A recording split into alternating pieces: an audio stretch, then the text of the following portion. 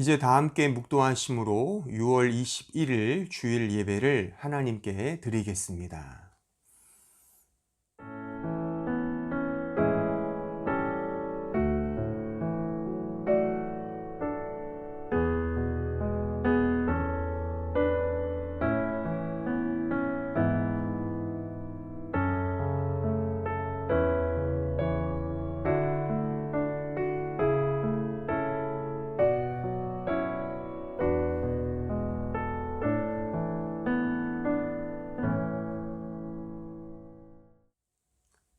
십자가의 도가 멸망하는 자들에게는 미련한 것이요 구원을 받는 우리에게는 하나님의 능력이라.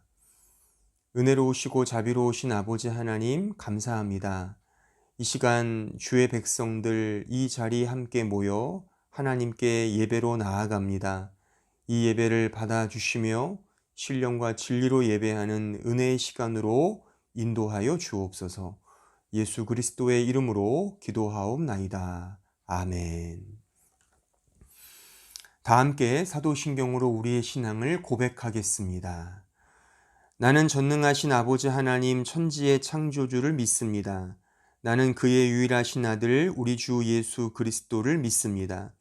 그는 성령으로 잉태되어 동정녀 마리아에게서 나시고 본디오 빌라도에게 고난을 받아 십자가에 못 박혀 죽으시고 장사된 지 사흘 만에 죽은 자 가운데서 다시 살아나셨으며 하늘에 오르시어 전능하신 아버지 하나님 우편에 앉아 계시다가 거기로부터 살아있는 자와 죽은 자를 심판하러 오십니다.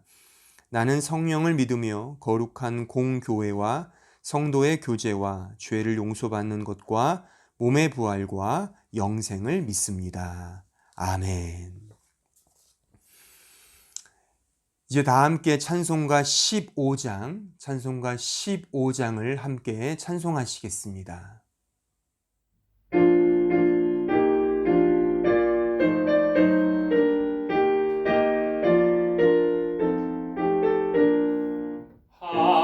하나님의 크신 사랑 하늘에서 내리사 우리 맘에 항상 계셔 온전하게 하소서. 우리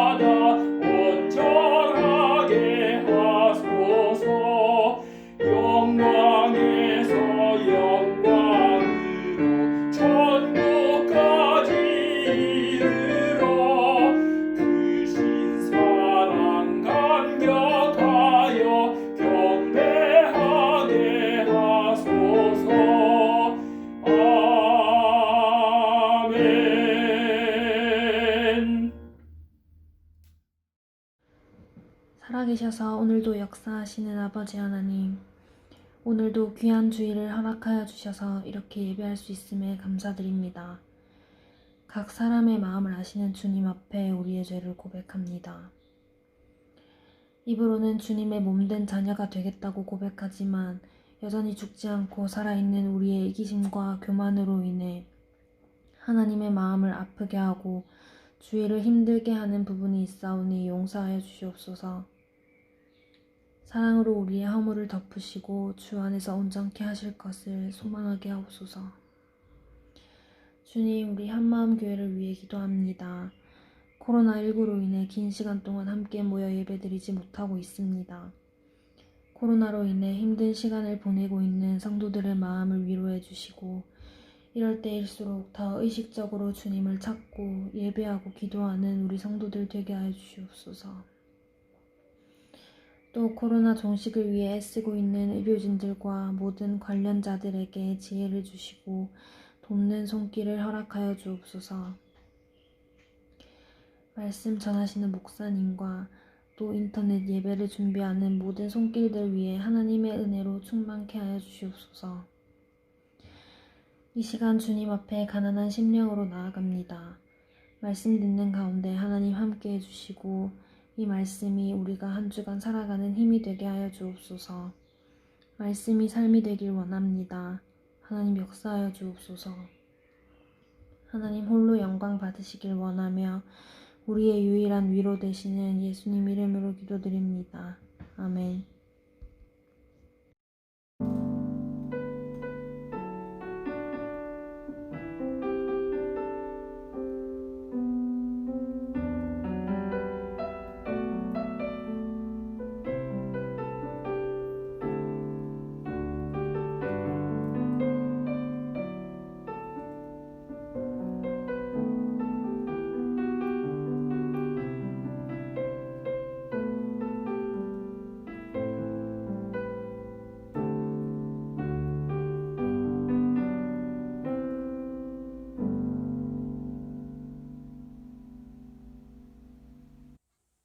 오늘 우리에게 주시는 하나님의 말씀을 봉독하겠습니다. 로마서 1장 13절로 15절입니다. 형제들아, 내가 여러 번 너희에게 가고자 한 것을 너희가 모르기를 원하지 아니하노니 이는 너희 중에서도 다른 이방인 중에서와 같이 열매를 맺게 하려 함이로되 지금까지 길이 막혔도다. 헬라인이나 야만인이나 지혜 있는 자나 어리석은 자에게 다 내가 빚진 자라. 그러므로 나는 할 수 있는 대로 로마에 있는 너희에게도 복음 전하기를 원하노라. 아멘.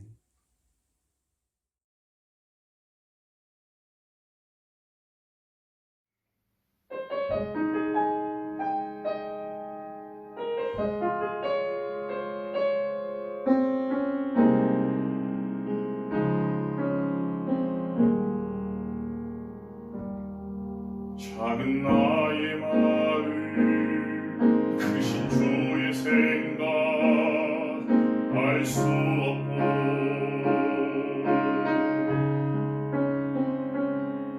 종된 나는 주인보다 클 수 없으니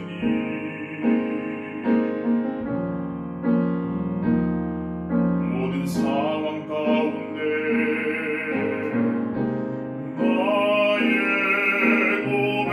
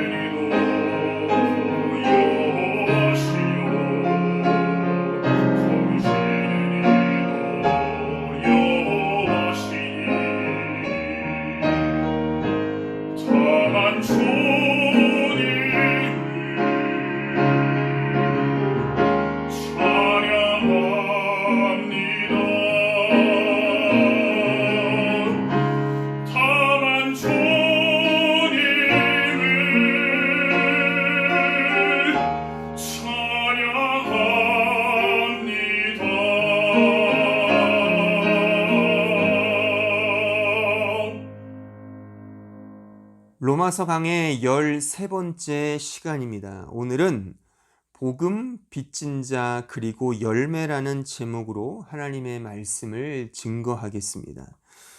우리는 지난주에 신자는 이 카리스마 푸뉴마티콘, 즉 신령한 은사로 스테리조, 견고하게 된다는 사실을 확인했습니다. 그리고 이 카리스마, 이 푸뉴마티코는 예수 그리스도에 관한 하나님의 은혜의 복음임을 또한 확인했습니다. 신자가 바로 이 예수 그리스도의 복음을 믿는 믿음 안에서 자라가는 것이 바로 스테리조고 견고해지는 거라 저는 강조했습니다. 따라서 신자가 성장하고 성숙하는 것은 말하자면 4대 5조, 그러니까 세상이 말하는 이 4대 5조의 원리가 아니라 하늘과 땅과 통치자와 부모님께 순종하고 인의 예지 신 이런 덕목들을 우리가 수양하여 정말 우리의 인격과 자질이 더 발전하고 성숙해 가는 것이 이 성경이 말하는 성숙과 성장이 아니라 오직 예수 그리스도를 의존하는 그 믿음이 강해지는 것, 그것이 성숙이며 성장이라 제가 말씀을 드렸습니다. 오늘 설교도 바로 이런 맥락에서 한 걸음 더 들어가서 예수 그리스도의 복음 안에서 신자가 신자다운 열매를 맺어가는 그 원리와 내용에 대해서 생각해 보려 합니다. 먼저 오늘 우리가 세 구절의 말씀을 읽었는데 이 세 구절 속에 담겨진 아주 중요한 단어들이 있습니다. 그러니까 세 단어죠. 그 세 단어를 우리가 취합하면 지금 제가 설명한, 그러니까 지난주에 설명한 그 내용을 조금 더 확장하여 더 중요한 어떤 원리들을 우리가 더 깊이 확증하고 명료하게 확인할 수 있을 것입니다. 자, 이런 의미에서 우리가 오늘 읽은 본문 세 구절에 담겨져 있는 핵심적인 단어가 무엇인지를 한번 먼저 취합해 보겠습니다. 물론 여러분들이 지금 오늘 설교의 제목을 통해서 충분히 추측할 수 있듯이 그 세 단어는 바로 복음, 빚진 자, 그리고 열매입니다. 이 세 단어가 13절, 14절, 15절에 각각 담겨져 있는 그런 핵심적 단어라고 볼 수가 있는 것이죠. 자, 오늘 본문 13절을 먼저 읽어보겠습니다. 형제들아, 내가 여러 번 너희에게 가고자 하는 것을 너희가 모르기를 원하지 아니하노니 이는 너희 중에서도 다른 이방인 중에서와 같이 열매를 맺게 하려 함이로되 지금까지 길이 막혔도다. 이 13절의 핵심 단어는 바로 열매입니다. 이 열매라는 헬라어 단어가 카르포스입니다. 그러니까 이제 명사형이죠. 이 명사가 카르포스고 이 카르포스란 단어가 우리가 잘 아는 그 마태복음 7장 16절에 등장하고 있는 그들을 열매로 알지니의 그 열매와 똑같은 이 카르포스란 단어입니다. 그러니까 열매를 맺게 한다는 것은 우리가 이미 지난주 살폈던 그 11절에 등장하고 있는 견고하게 된다는 말과 사실 같은 의미인 것입니다. 그러니까 신자가 견고하게 된다는 것은 달리 말하면 이 카르포스, 열매를 맺는다는 것, 바로 그 의미인 것입니다. 15절을 먼저 보시면 오늘 본문, 그러므로 나는 할 수 있는 대로 로마에 있는 너희에게도 복음 전하기를 원하노라. 이 구절에서 핵심은 말할 것도 없이 유앙겔리온, 바로 복음이라는 단어입니다. 이렇게 보자면 13절에 등장하는 열매를 맺게 함이라 15절에 이 복음이라는 이 두 단어는 이미 우리가 11절에서 확인한 견고하게 하려 함이라 이 스테리조, 그리고 신령한 은사, 카리스마 푸뉴마티콘이란 단어와 서로 쌍을 이루며 함께 연관되어 있는 단어라고 우리는 생각할 수가 있습니다. 이 두 쌍은 매우 의미 있게 서로 밀접하게 아니 그 본연의 의미를 담지하고 있다라고 생각할 수가 있습니다. 그리고 이제 14절을 보시면 이 14절 헬라인이나 야만인이나 지혜 있는 자나 어리석은 자에게 다 내가 빚진 자다. 이 빚진 자가 이제 이 14절의 핵심 단어이고 이 빚진 자란 단어가 복음과 또한 열매라는 이 단어를 엮어주는 유기적으로 매우 중요한 의미를 이 빚진 자라는 것이 관련시켜주는 말하자면 마중물과 같은 역할을 감당하고 있는 단어라고 우리가 생각할 수가 있습니다. 이 빚진 자, 사도가 자신을 가리켜 고백을 담아 표현한 이 단어야말로 오직 복음이 하나님의 은혜의 복음이고 이 은혜의 복음이 신자로 하여금 어떻게 그 그리스도를 향한 믿음을 더 견고하게 하며 자기화된 열매가 아닌 그리스도의 생명으로부터 흘러나오는 그 열매를 맺게 하는 그 핵심적인 그 원리와 내용을 이 빚진 자라는 이 의미가 해석해주고 이해시켜주며 그렇게 만들어준다라고 말할 수가 있습니다. 이런 의미에서 오늘 우리가 이 처음 맞닥뜨리게 된 이 빚진 자란 단어를 중심으로 오늘 설교를 저는 풀어가려고 합니다. 빚진 자를 중심으로 하여 복음과 그 신자의 열매가 어떤 상관관계가 있는지를 한번 생각해 보겠다. 바로 그 말인 것입니다. 결론부터 말하자면 예수 그리스도의 복음을 복음으로 받고 믿게 된 자는 틀림없이 이 빚진 자의 존재적 실존에 직면하게 됩니다. 그리고 그 빚진 자의 실존적 심정으로부터 비로소 신자다운 열매가 나타나게 된다. 그 말인 것입니다.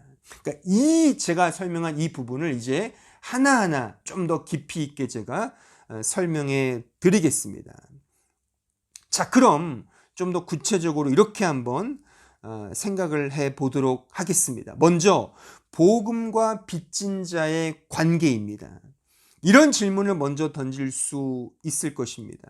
즉, 왜 복음은 그 복음을 깨달은 자로 하여금 빚진 자가 되게 하는가라는 질문입니다. 그러니까 왜 복음은 그 복음을 경험한 자로 하여금 빚진 자가 되게 하는가? 그러니까 이 복음을 경험한 사도 바울도 자신을 뭐라고 지금 고백하고 있는 겁니까? 나는 빚진 자다. 그 고백을 하고 있지 않습니까? 왜 이 빚진 자의 고백이 나올 수밖에 없는가? 그 질문인 것입니다. 복음은 우리를 향한 하나님의 은혜의 열심과 의지 그리고 행동입니다. 하나님의 자유롭고 기뻐하시는 일하심이 곧 복음이라 그 말입니다. 이 사실을 사도는 다른 서신서 고린도전서에서 이렇게 다음과 같이 말하고 있습니다. 고린도전서 1장 18절로 21절에 보시면 십자가의 도가 멸망하는 자들에게는 미련한 것이요 구원을 받는 우리에게는 하나님의 능력이라 기록된 바 내가 지혜 있는 자들의 지혜를 멸하고 총명한 자들의 총명을 패하리라 하였으니 지혜 있는 자가 어디 있느냐 선비가 어디 있느냐 이 세대의 변론가가 어디 있느냐 하나님께서 이 세상의 지혜를 미련하게 하신 것이 아니냐 하나님의 지혜에 있어서는 이 세상이 자기 지혜로 하나님을 알지 못하므로 하나님께서 전도에 미련한 것으로 믿는 자들을 구원하시기를 기뻐하셨도다. 우리가 구원받은 것은 오직 예수 그리스도의 십자가의 도로 말미암아 되어진 것입니다. 그리고 그 십자가는 다름 아닌 하나님의 능력이라 말씀하고 있습니다. 우리는 종종 복음을 깨닫는다, 말씀을 배우고 연구한다 등의 말을 자주 사용하곤 합니다. 물론 틀린 말은 결코 아닙니다. 저 역시 이런 말을 종종 사용하기에 틀린 말이라면 제가 사용하겠습니까? 하지만 지금 제가 설명하는 이 사실을 전제하고 이런 말을 사용해야 합니다. 즉, 우리의 지혜와 우리의 지식으로는 절대로 하나님을 알지 못한다. 지금 읽은 이 말씀으로 말하자면 이 세상이 자기 지혜로 하나님을 알지 못함으로 란 이 구절을 우리는 꼭 기억해야 합니다. 따라서 하나님께서 전도에 미련한 것으로 구원을 베푸시는 것입니다. 이 말을 달리 말하면 하나님께서 그렇게 역사하신다는 의미인 것입니다. 내 지혜를 동원하여 내 지식을 통하여 하나님을 깨닫고 하나님을 이해하여 믿는 것이 아니라 하나님께서 주시는 은혜로 하나님께서 주시는 지혜로 그 믿음으로 내가 믿게 되었다 그 말인 것입니다. 그러니까 이 세상에는 예수님을 그리스도로 믿지 않으면서도 성경을 잘 이해하고 하나님에 대해서 꽤 알며 복음에 대해서도 매우 잘 알고 있는 그런 무수히 많은 사람들이 있습니다. 대표적으로 도올 김용옥 선생이 있을 것입니다. 그는 분명 저보다 훨씬 똑똑하고 아는 것도 많으며 게다가 철학이면 철학, 역사면 역사, 종교면 종교, 그 어느 것 하나 빠지지 않고 잘 섭렵한 그런 철학자입니다. 심지어 성경 여러 책에 관한 주석도 쓴 것으로 알고 있습니다. 게다가 우리가 지금 공부하고 있는 이 로마서 주석도 출판했다고 제가 알고 있습니다. 그러니까 신학적인 남다른 어떤 지식이 있죠. 물론 자유주의 신학이긴 하겠지만 그런 신학도 공부를 했습니다. 그런데 재미있는 것은 정작 예수를 믿지 않습니다.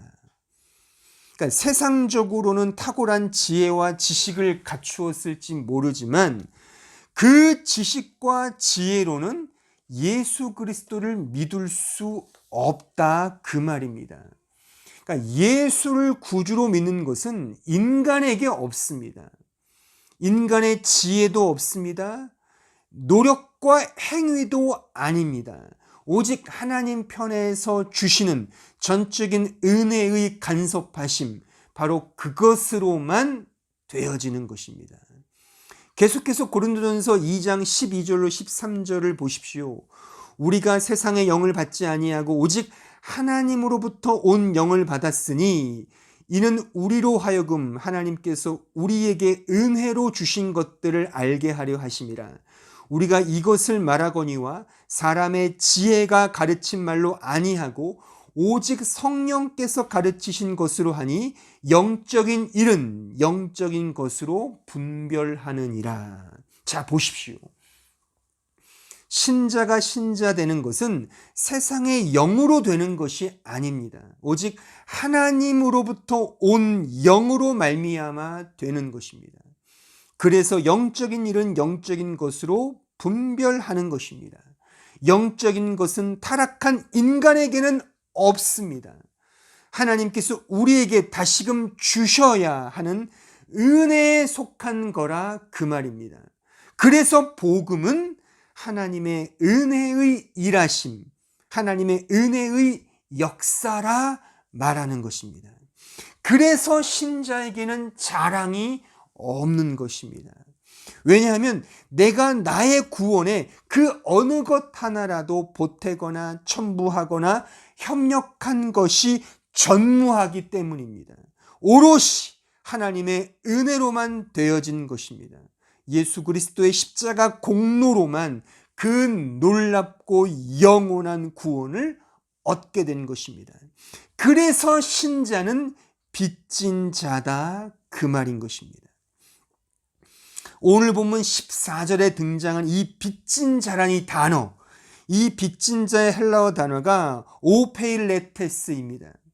이 단어의 뜻은 돈을 갚아야만 하는 어떤 채무자의 의미가 물론 중심되게 있지만, 이런 의미만이 아니라 죄와 범죄를 지어서 그에 합당한 대가를 받아야만 하는 그런 범죄자란 의미도 이 오페일레테스란 단어에 내포되어 있다고 합니다.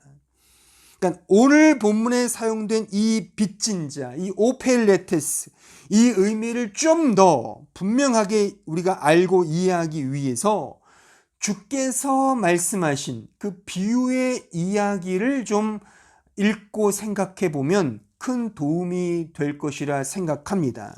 마태복음 18장으로 가보겠습니다. 좀 길긴 하지만 우리 마태복음 18장 21절부터 35절까지 한번 읽어보겠습니다. 그때 베드로가 나와 이르되 주여, 형제가 내게 죄를 범하면 몇 번이나 용서하여 주리이까? 7번까지 하오리이까?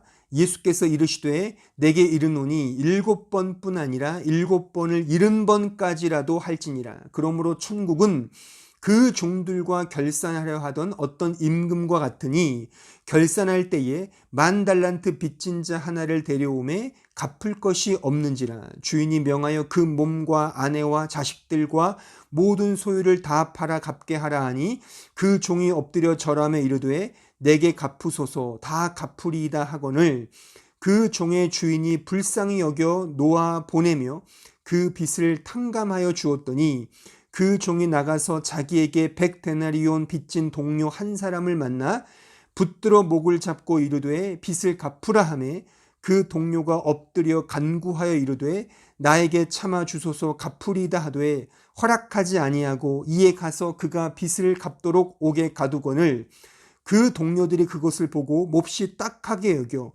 주인에게 가서 그 일을 다 알리니 이에 주인이 그를 불러다가 말하되 악한 종아, 내가 빌기에 내가 내 빚을 전부 탕감하여 주었거늘 내가 너를 불쌍히 여김과 같이 너도 내 동료를 불쌍히 여김이 마땅하지 아니하냐하고 주인이 노하여 그 빚을 다 갚도록 그를 옥졸들에게 넘기니라.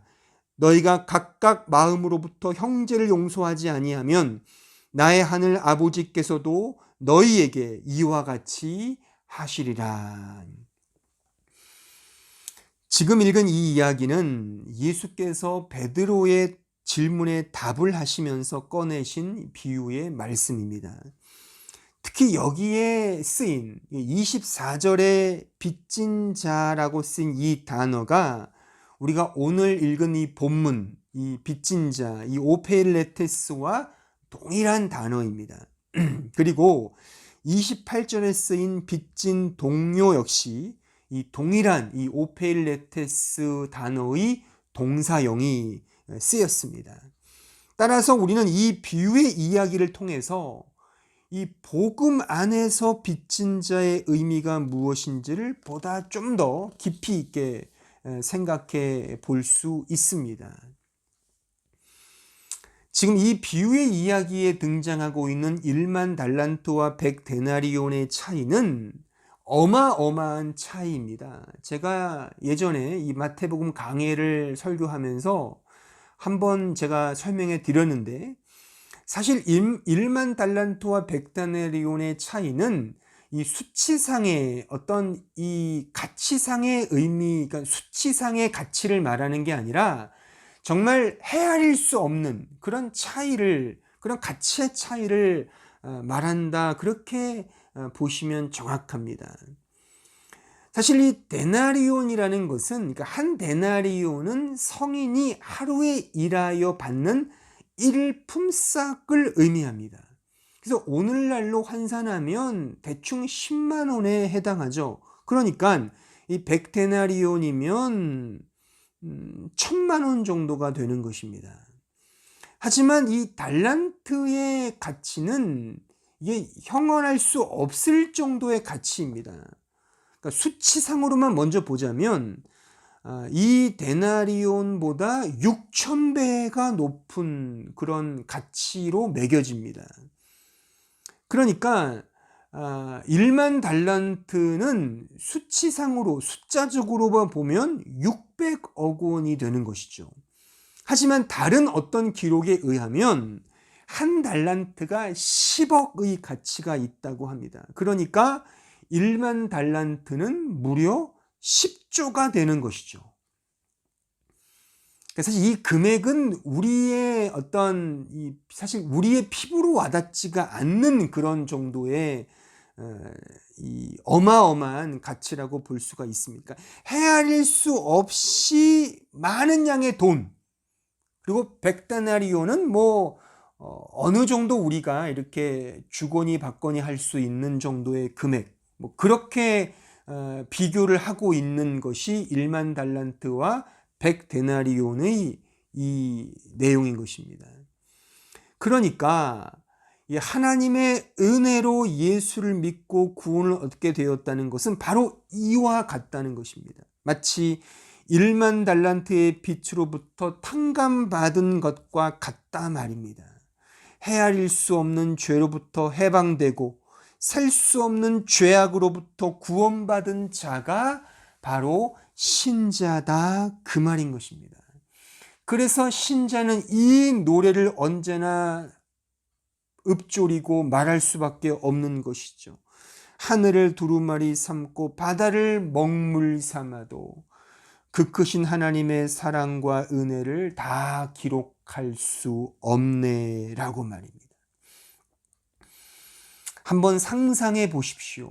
여러분들이 만약 600억 원의 로또에 당첨됐다고 한번 생각해 보십시오. 한번 상상해 보십시오. 어떠실 것 같습니까? 정말 상상만 해도 정말 주체할 수 없지 않을까요? 제가 만약 딱 100억 원의 로또에 당첨되면 우리 모든 성도들 전 세계 일주를 제가 시켜드리겠습니다. 그것도 풀스트 클래스로 말입니다. 그런 기분이 들겠죠. 100억의 로또에 당첨됐는데 뭘 못하겠습니까? 그러니까 가만히 생각해 보십시오. 1만 달란트의 빚이 탕감되었다는 것, 그 빚진 자의 심정과 감격이 어떠냐. 이게 바로 예수를 믿고 하나님의 은혜로 구원받았다는 거라, 그 비유의 말씀인 것입니다. 심지어 1만 달란트의 빚이 탕감되었다는 것은 그 빚진 자의 존재 가치가 그 이상이라는 것을 의미하지 않습니까? 그러니까 돈의 양으로는 결코 측정할 수 없을 정도로 신자의 존재가 그만큼 크고 하나님 보시기에 영광되고 존귀하다는 사실을 바로 우리에게 가르쳐 주고 있는 것입니다. 그렇다면 이 놀라운 은혜와 사랑을 입은 자의 이 감격, 다시 말하면 이 빚으로부터 탕감받은 빚진 자의 심정은 어떠하겠습니까? 아니, 어떠해야 하겠습니까? 이 무한한 은혜의 호의를 무조건적으로 그 어떠한 이유도 없이 거저받게 된 자가 바로 구원받은 신자입니다. 수백억 원, 수천억 원의 빚으로부터 탕감받아 바로 이 엄청난 은혜를 받은 자가 바로 우리 신자라, 그 말인 것입니다. 이 구원의 감격과 심정이 우리에게 있냐, 그 말인 것입니다. 이렇게 변을 하시렵니까? 나는 수백억 원, 수천억 원의 빚으로부터 탕감받아 본 적이 없어서 그 심정을 모르겠습니다라고 변을 하신다면 제가 할 말은 없지만, 하지만 우리가 받은 구원은 바로 그 수천억 원, 수조억 원, 수십조 원, 그 이상의 것으로부터 탕감받은 그 이상임을 바로 성경이 지금 증언하고 있지 않습니까? 우리가 진정으로 구원을 받았다면 이것으로부터 구원받은, 이 죄로부터, 이 죄악으로부터 해방된 이 어마어마한 은혜와 호의와 사랑을 입었다는 사실을 여러분들은 아셔야 하는 것입니다. 그런데 문제는 그런 은혜를 알고 경험한 신자가 고작 그 백데나리온 빚진 자를 붙잡아 목을 잡고 끌며 옥에 가두는 이런 행위가 어떻게 나올 수 있냐? 바로 그 비유의 말씀인 것입니다. 이것이 이 어마어마한 은혜와 사랑을 입은 자의 정당한 모습, 그 열매, 카르포스, 그 모습이냐? 바로 그 반문을 이 비유의 말씀이 우리에게 하고 있다, 그 말인 것입니다. 그것을 다른 말로, 즉 다른 하나의 그 개념으로, 즉 용서라는 측면에서 지금 이 비유의 말씀이 하고 있다, 그것입니다. 진정으로 그 은혜의 복음을 경험한 자는 이렇게 옹졸하게 배려 없이 행할 수 없다는 것입니다. 빚진 자의 심정이 아니라 그 말인 것이죠. 그런데 안타깝게도 오늘날 우리네 신자된 삶은 이런 옹졸한 1만 달란트 빚진 자리로부터 탕감받은 이 감격과 심장이 정당한 카르포스로, 정당한 모습으로, 정당한 열매로 나타나지 않고 매우 옹졸하게, 정말 그런 사랑 없음, 용서 없음의 자세와 태도로 드러나더라. 바로 그 비판을 지금 이 말씀이 하고 있는 것입니다. 고작 백데나리온으로 인해서 혈기를 부리고 싸우고 헐뜯고 서로 못 잡아먹어서 안달인 양 용서 없는 그런 살벌한 삶을 이 비유의 말씀 속에서 그렇고 지금 우리 현실 속에서도 우리의 신자들 관계 속에서도 숱하게 보고 있지 않습니까? 혹 우리 자신도 이런 옹졸한 자세로 신앙생활하고 있지는 않는지 우리 자신을 돌아보아야 하는 것입니다. 그럼 왜 신자는 이러한 살벌한 삶을 지금 살고 있는가? 그 이유는 의외로 간단합니다. 즉 상상할 수 없는 은혜의 무게보다 현실적으로 감각 가능한 무게에 우리는 더 민감해하기 때문입니다. 가령 상상해 보십시오. 여러분들이 누군가와 내기 시합을 한다고 한번 가정해 보십시오. 우리 예컨대 1,000,000원 빵 하자, 100만원 내기 하자 라고 아마 내기를 건다면 일단 구라라고 생각하고 그냥 웃고 넘길 것입니다. 왜냐하면 현실적으로 가능성이 낮기 때문에 그런 겁니다. 아직 우리 주위, 우리의 삶의 이 구획 속에는 어떤 무슨 내기 시합해서 테니스 시합, 무슨 족구 시합해서 100만원 빵, 이것은 언감생심이죠.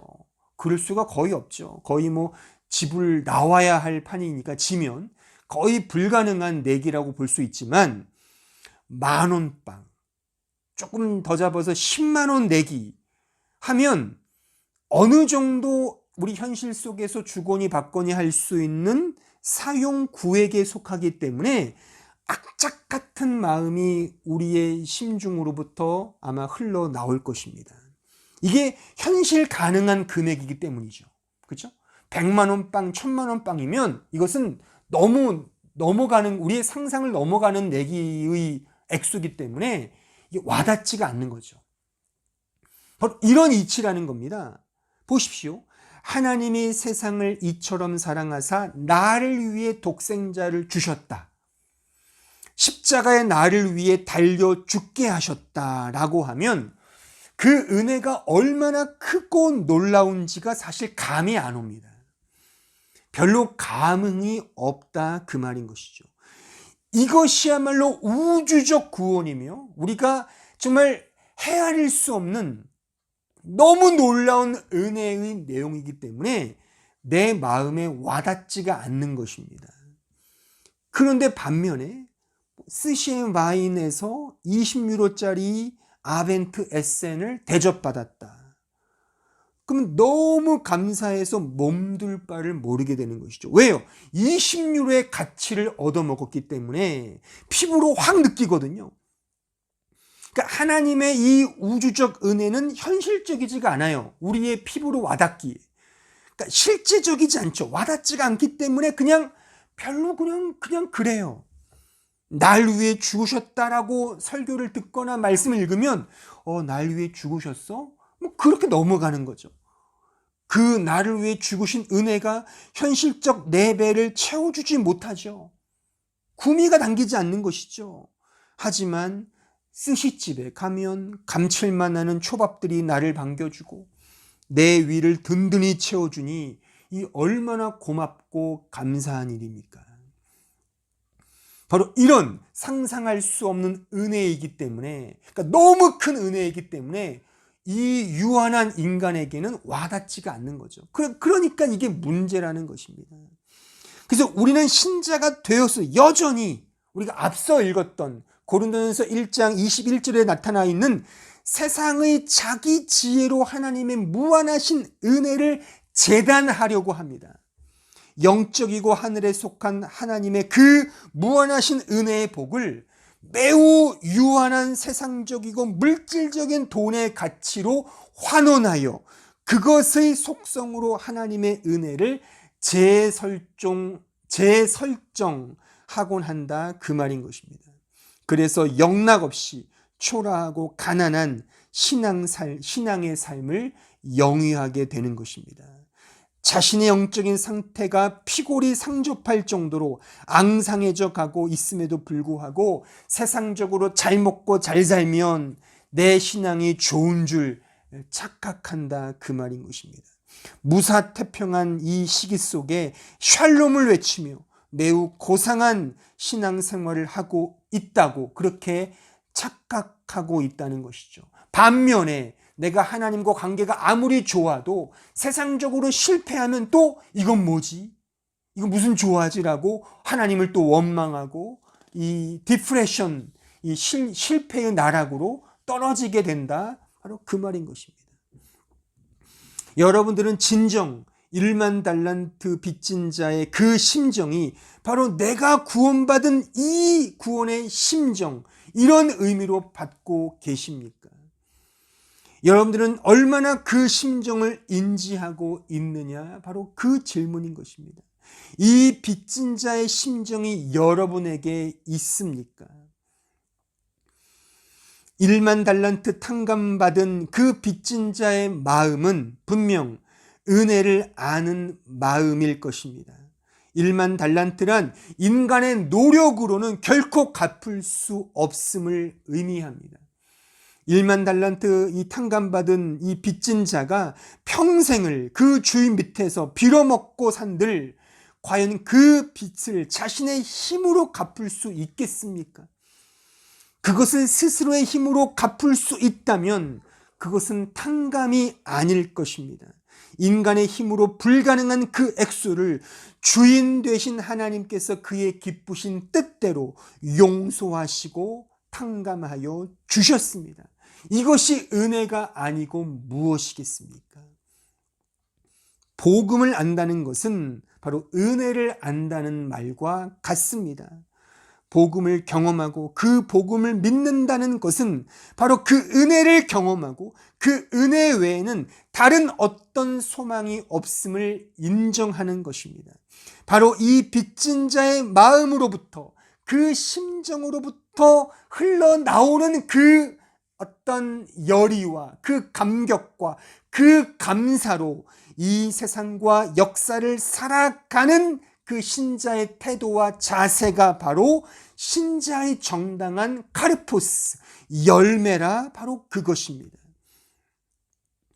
따라서 이런 빚진 자의 마음속에서 내가 예수를 믿는 것, 내가 예수를 위해 행한 것이 자기 자랑일 수 있겠습니까? 그러니까 내가 이만큼 했으니, 내가 믿었으니, 내가 이런 사역을 했으니 이러한 보상을 주십시오 라고 말할 수 있겠습니까? 1만 달란트 탕감받은 그 상상할 수 없는 은혜를 입은 자가 신앙생활을 잘한들 그 잘한 것으로 인하여 하나님께 보상을 달라고 요구할 수 있겠냐? 그 질문인 것입니다.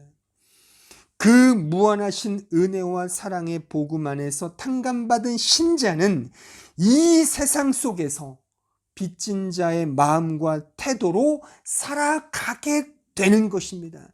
그것이 신자의 카르포스, 그 삶의 열매다, 그 의미인 것입니다.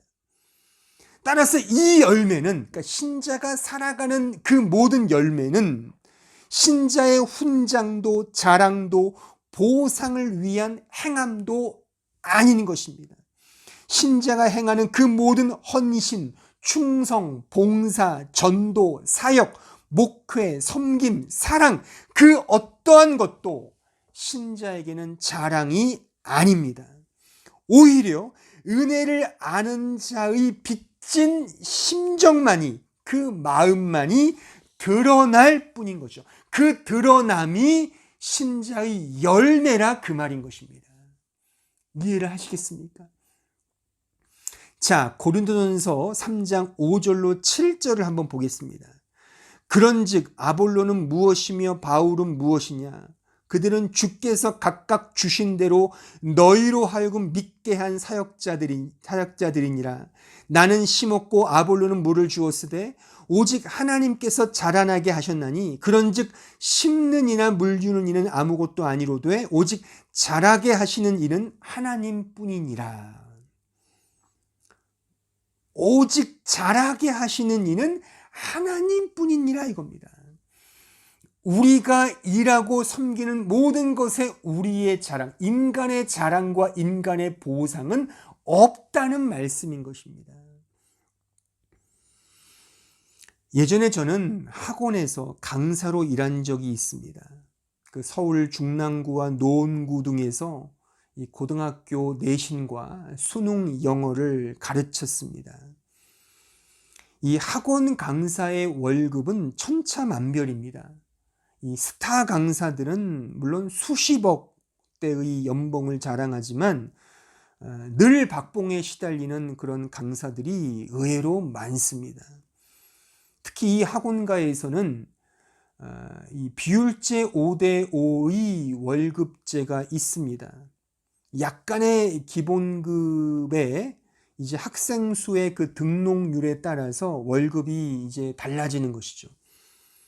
어찌 보면 스타 강사로 발돋움하는 첫 관문이라고 이제 그쪽 업계에서는 그렇게 말해지고 있는 월급 제도입니다. 그러니까 자신이 노력해서 학생 수를 늘리면 그만큼 많은 봉급을 받게 되는 것이죠. 그때 저랑 같이 근무하던 그 수학 선생이 있었는데 그 사람도 이런 그 5대5 그러니까 비율제로 이제 시작을 해서 아주 히트를 쳤습니다. 그래서 뭐 자신의 이렇게 히트친 스타 강사가 된 것이 운칠삼공이라고 하여 운칠기삼이라고 하여 좀 다 운에 따른 거라고 겸허하게 말했지만 아주 그쪽에서는 중랑구에서는 아주 히트를 쳐서 당시 중랑구에서 BMW를 끌고 다니는 스타급 강사로 급상승을 했습니다. 그럼 저는 어땠느냐? 뭐 아시다시피 저야 지금 이곳에 와 있는 걸 보시면 충분히 추측 가능하다고 생각을 합니다. 더 이상 말은 하지 않겠습니다. 그런데 이제 제가 말하고 싶은 것은 제가 목회를 하다 보니까요. 이 목회 현장에서도 그러니까 하나님의 은혜를 가르치고 나누는 이 교회의 사역마저도 역시나 이 비율제 5대5가 공공연한 비밀로 통용되고 있더라 그것입니다. 그러니까 교회 사역에서도 소위 스타급 목사가 있더라 그겁니다. 물론 하나님의 말씀을 그 말씀대로 가르치고 선포해서 소위 스타가 되면야 제가 뭐 이런 말을 꺼내겠습니까?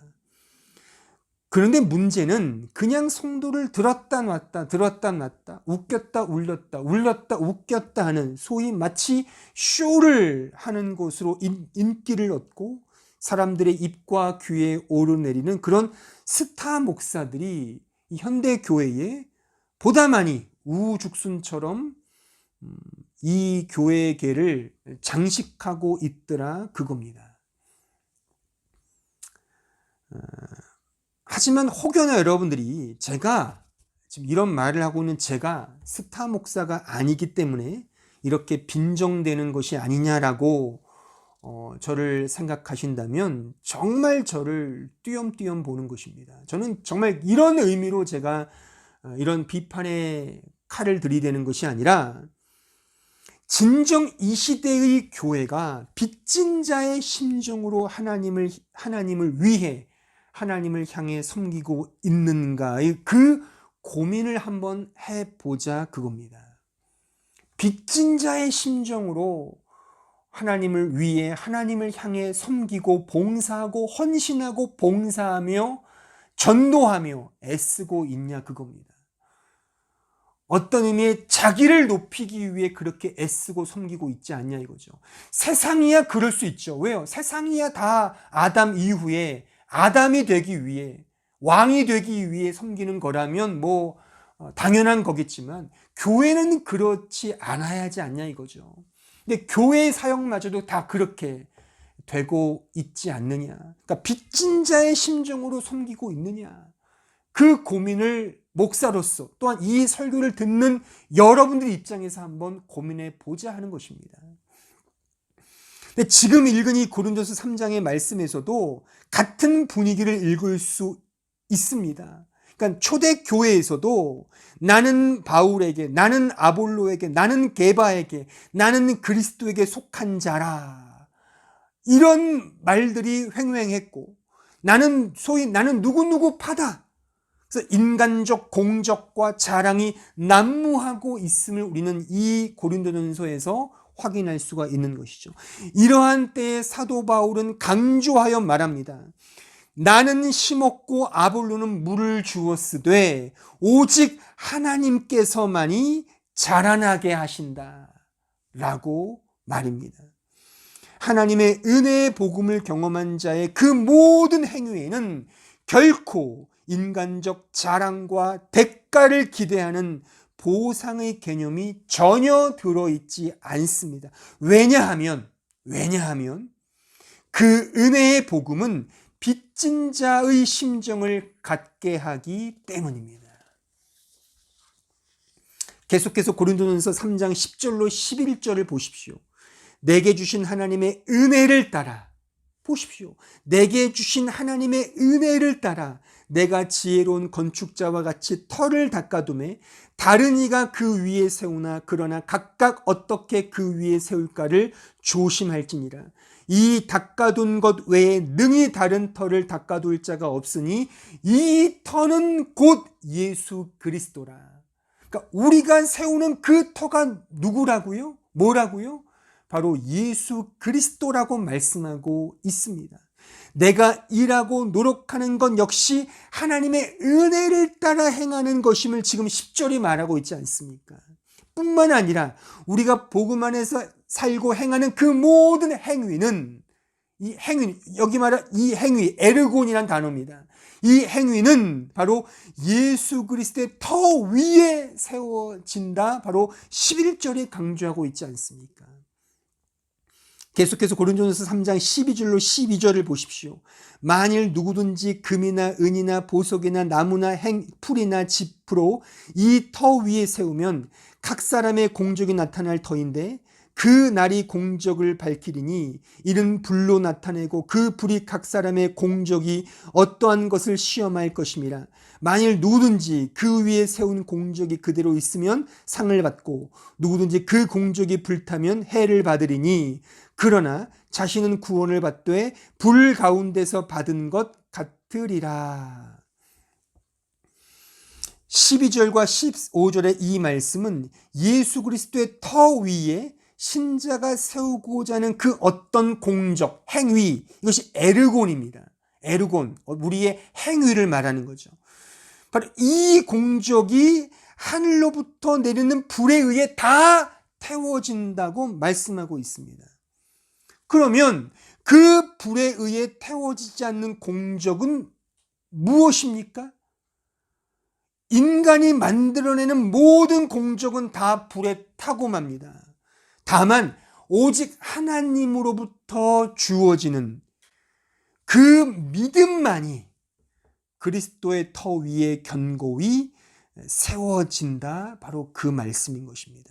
따라서 그 공적으로서의 믿음은 우리의 믿음이 아니죠. 바로 하나님으로부터 주어지는 믿음이며 그렇기 때문에 하나님의 선물인 것입니다. 빚진 자의 심정을 갖는다는 것은 바로 오직 예수 그리스도만을 의존하는 이 믿음인 것입니다. 그래서 신자가 할 수 있는 유일한 에르곤, 유일한 행적, 공적, 행위는 오직 믿음뿐인 것입니다. 그 믿음을 통해 나타나는 모습이 곧 신자의 열매라고 하는 것입니다. 그 열매는 내가 만들어내는 것이 아니라 예수 그리스도께 달라붙어 있게 된 신자의 존재에서 그리스도의 생명이 당연히 자연스럽게 나타내게 되는 것, 그것이 바로 신자가 맺어야 할 열매라는 것입니다. 이것을 갈라디아서 2장에서 사도는 이렇게 고백하는 것이죠. 그리스도를 믿는 믿음 안에서 사는 것, 바로 그것이다. 바로 이 말씀의 의미인 것입니다. 하나님의 은혜의 복음을 경험한 자는 자신이 전적으로 빚진 자임을 깨닫게 됩니다. 그리고 빚진 자로서 그 신자는 이제 이 세상과 역사 속에서 오직 그리스도 예수만을 의존하고 바라보는 믿음으로 살아가게 되는 것입니다. 바로 이것이 신자가 이 세상에서 맺게 되는 카르포스, 열매인 것입니다. 따라서 신자는 자신의 이 열매로 인해 결코 자랑할 수 없는 것이죠. 왜냐하면 신자 자신은 빚진 자이고 오직 그리스도를 믿는 믿음으로만 살아갈 뿐이기 때문입니다.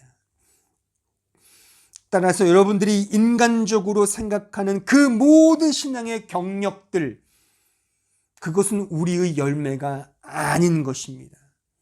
가령 저로 말하면 제가 이 한마음교회의 담임 목사로서 차후에 정말 기라성과 같은 대형교회를 능가하는 이 독일의 최대 한인교회를 일구는 이런 성역들, 이런 사역들은 한 사람의 신자로서 제가 이 역사 속에서, 세상 속에서 맺어야 할 진정한 의미의 카르포스, 열매는 아닌 것입니다.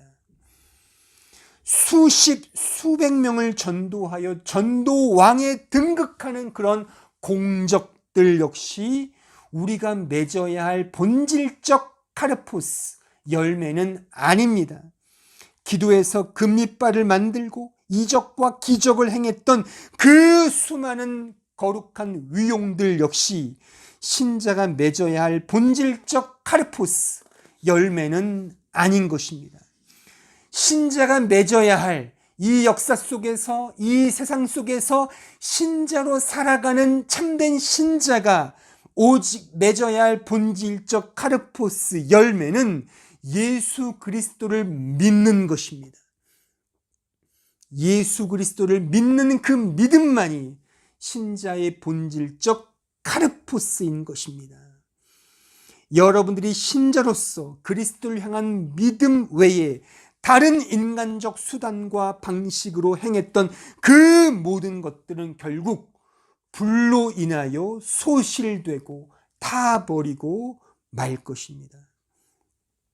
끝으로 이 빚진 자의 의미를 보다 적극적인 차원에서 이해하도록 도움을 주는 이 주님의 말씀을 또 한 토막 읽고 오늘 설교를 마칠까 합니다. 누가복음 17장 5절로 10절의 말씀을 읽어보겠습니다. 사도들이 주께 여짜오되 우리에게 믿음을 더하소서 하니 주께서 이르시되 너희에게 겨자씨 한 알만한 믿음이 있었더라면 이 뽕나무더러 뿌리를 뽑혀 바다에 심기어라 하였을 것이요 그것이 너희에게 순종하였으리라. 너희 중 누구에게 밭을 갈거나 양을 치거나 하는 종이 있어 밭에서 돌아오면 그더러 곧 와 앉아서 먹으라 말할 자가 있느냐. 도리어 그더러 내 먹을 것을 준비하여 띠를 띠고 내가 먹고 마시는 동안에 수종 들고 너는 그 후에 먹고 마시라 하지 않겠느냐. 명한 대로 하였다고 종에게 감사하겠느냐. 이와 같이 너희도 명령받은 것을 다 행한 후에 이르기를 우리는 무익한 종이라 우리가 하여야 할 일을 한 것뿐이라 할지니라. 빚진 자의 심정은 지금 읽은 누가복음 17장의 말씀에 의하면 무익한 종으로 표현되어 있습니다. 우리가 신자로서 행한 모든 에르곤, 행위, 행적은 결국 하나님의 은혜로 된 것이기에 하나님께 자랑하거나 세상 사람들 앞에 폼을 잡을 수 없는 것들임을 우리는 꼭 명심해야 하는 것입니다. 여러분들이 만약 하나님을 위해서 행하는 그 일로 인해 혹여나 하나님께 보상을 기대하거나 세상과 교회 앞에서 더 많은 존경과 칭찬을 기대한다면 여러분들은 믿음으로 그 일을 행한 것이 아니라 세상의 지혜로서 자기 자신을 위해 행한 것임을 무겁게 받아들이셔야 합니다. 예수께서 말씀하셨습니다. 하나님께서 보내신 이를 믿는 것이 하나님의 일이니라 라고 말입니다. 그러므로 오직 믿음을 구하십시오. 예수 그리스도를 믿는 그 믿음을 우리의 카르포스로 인정하고 내 자랑의 열매를 맺으려고 하지 마시고 오직 예수 그리스도를 잘 믿는 그를 의지하는 이 믿음의 열매를 맺어야 하는 것입니다. 사랑하는 성도 여러분, 내가 받은 구원의 은혜가 얼마나 크고 놀라우며 영광된 것인지를 더욱 깊이 느끼고 경험하기 바랍니다. 그래서 이 세상을 살아갈 때 이 빚진 자와 무익한 종으로서의 믿음을 가지고 언제나 우리 구주 예수 그리스도만을 의지하며 신뢰하는 주의 신실한 백성들이 되길 진심으로 바랍니다. 다 함께 기도하겠습니다.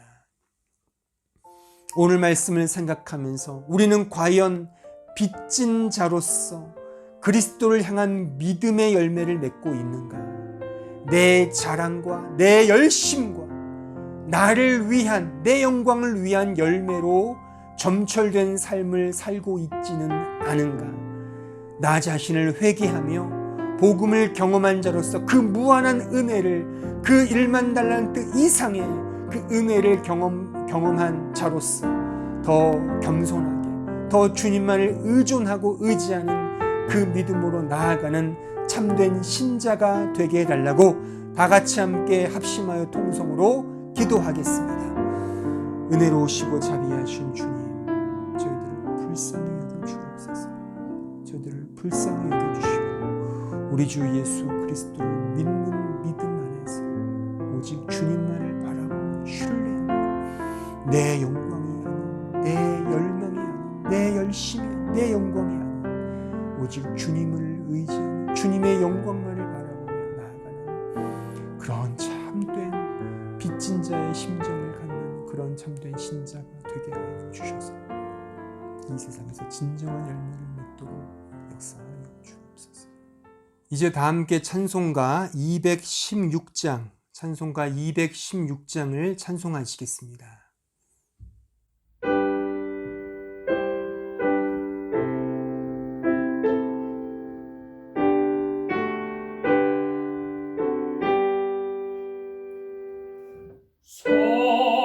성자의 귀한 몸 날 위하여 버리신 그 사랑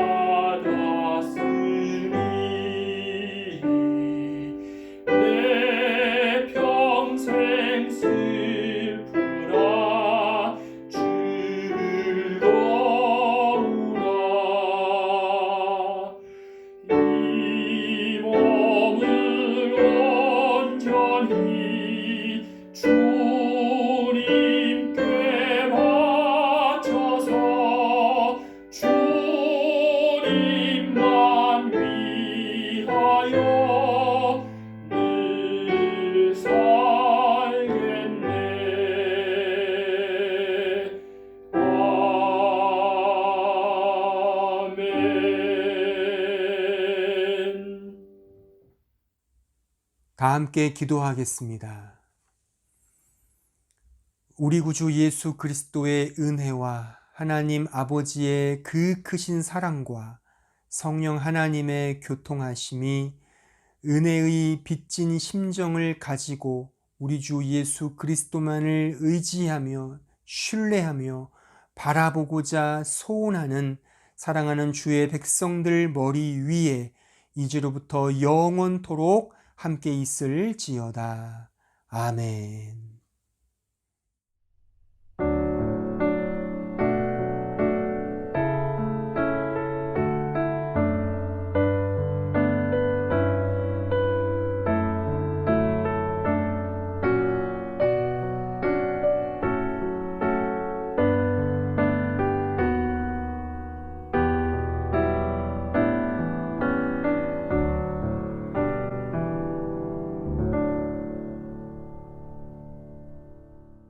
교회 소식을 알려드리겠습니다. 오늘도 이렇게 영상 예배에 참여하신 모든 성도들께 진심으로 감사의 마음을 전합니다.